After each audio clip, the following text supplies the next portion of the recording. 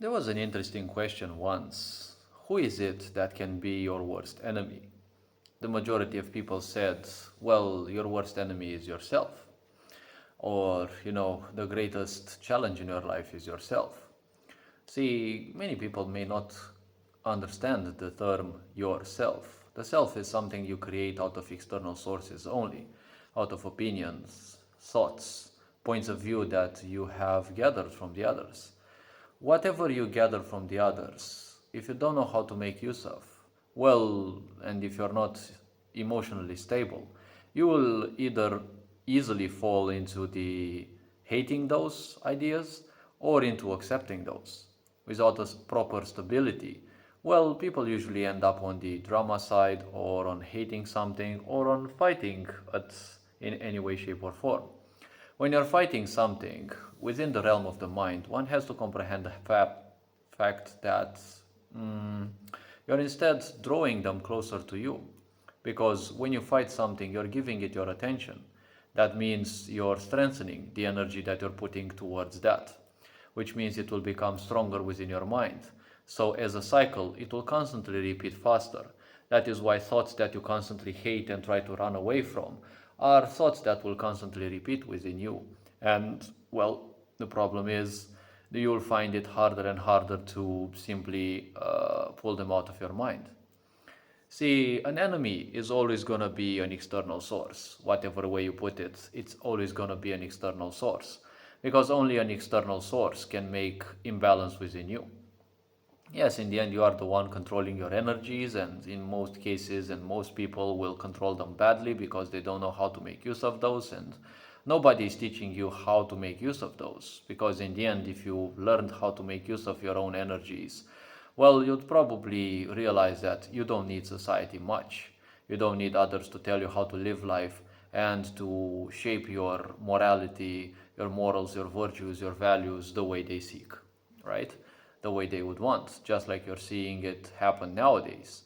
And obviously, what's happening nowadays is nothing else than a continuation of thousands of years of this going on and on, each and every generation's lifetime.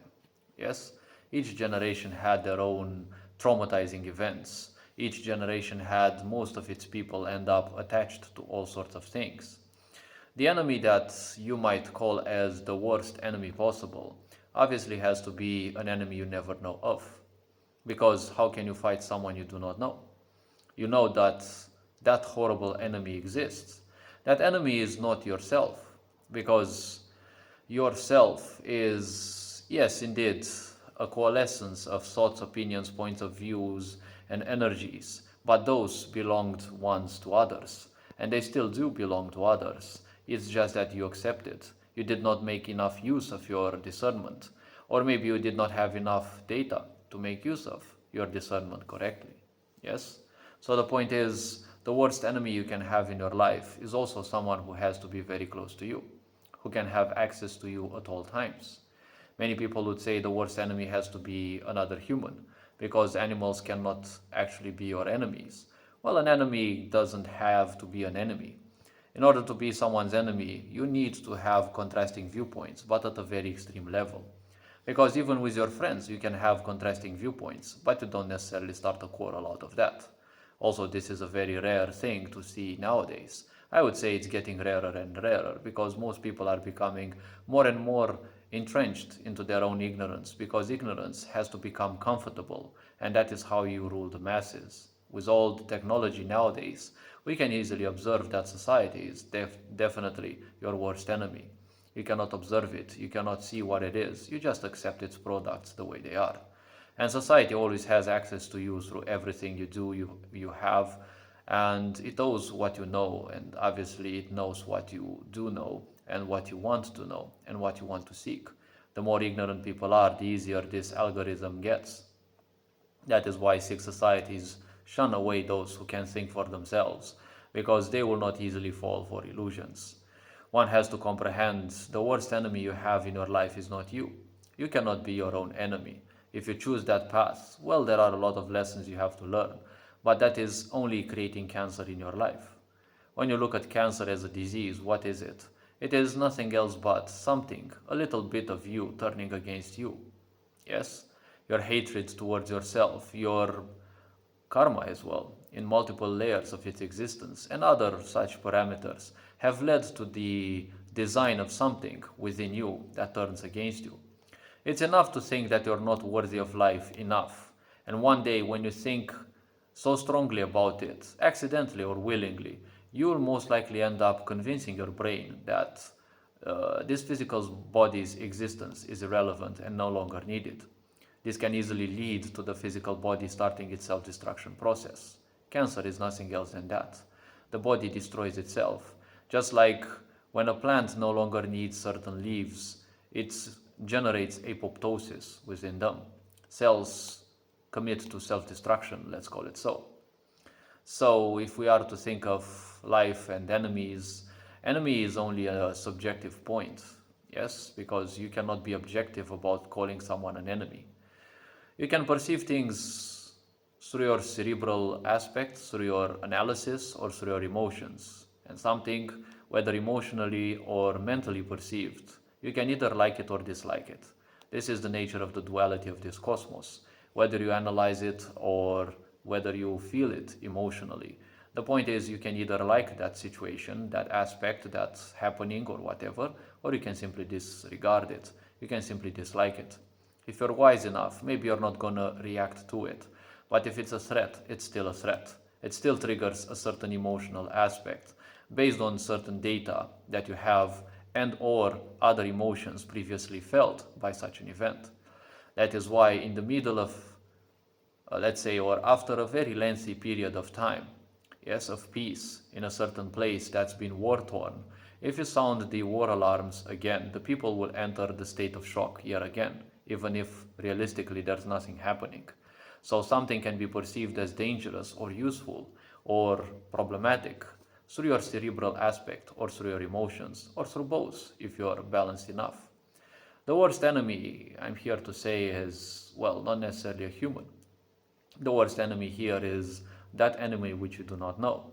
It can be anything or anyone. The worst enemy is anyone or any force, but I would say let's reduce it to anyone who can end up turning your own energies against yourself. Narcissists do this at a very minor level because they convince you to think otherwise than you would initially and originally think like. And psychopaths maybe do that as well. Sociopaths are very good. They are not necessarily experts, but they become better and better at manipulating others to think that the other thinks something specific about them.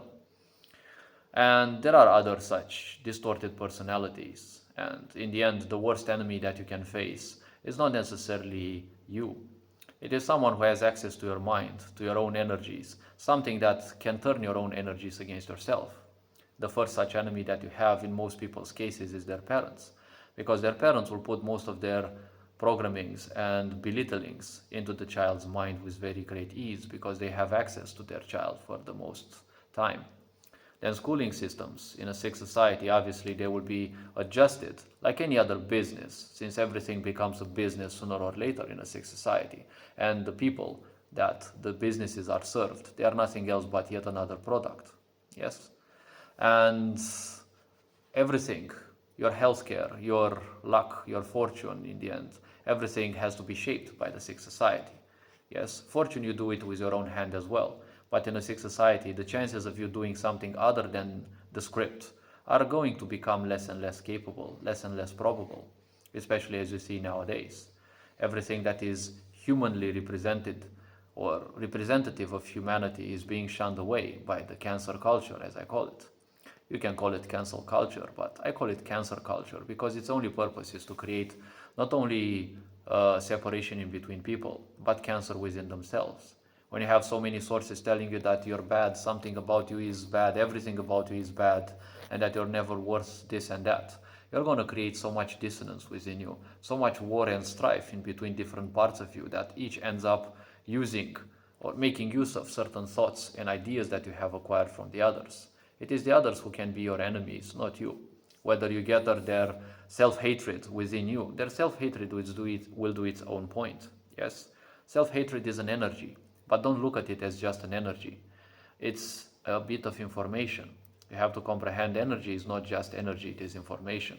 When you gather other people's idiocy, when you gather other people's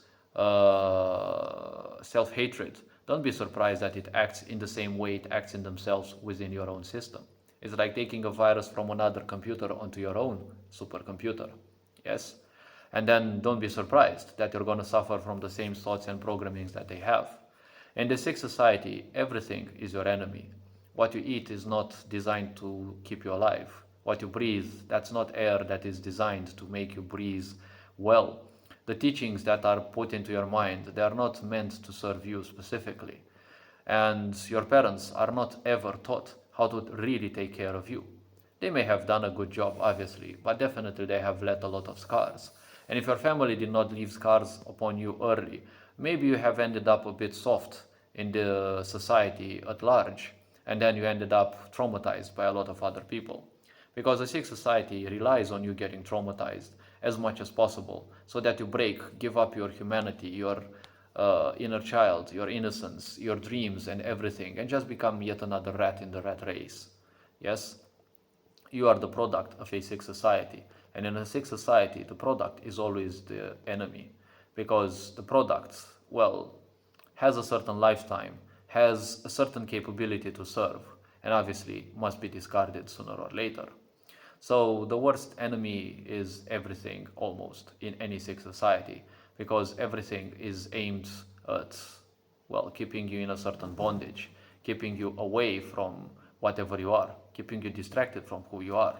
Enemies are your supermarkets because everything in there is designed specifically to keep you distracted. The music is designed to make you ignorant, to keep you in a peaceful way so that you overextend, right, your expenses, yes, so that you overspend on stuff. You buy more when you are very calm, yes. There is a huge psychology behind those.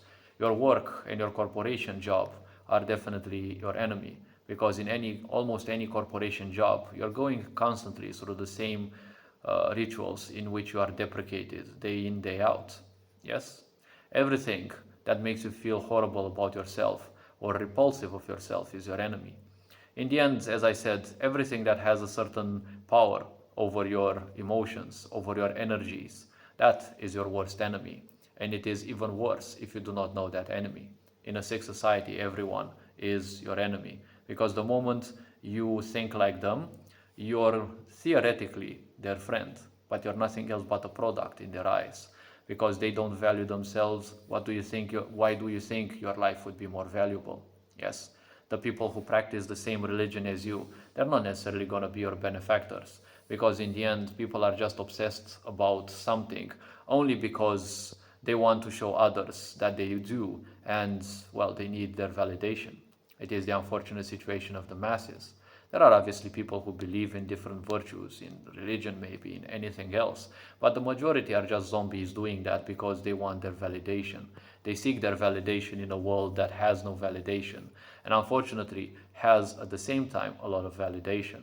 Everything in a sick society does not need any validation and doesn't have any validation, and that's why you feel alone. But at the same time, the ignorance of the masses give that sick society all the validation it needs.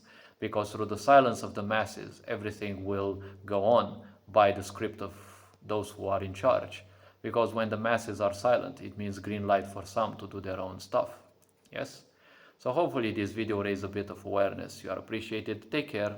Enjoy life. This being said, Ferenc Board signing out.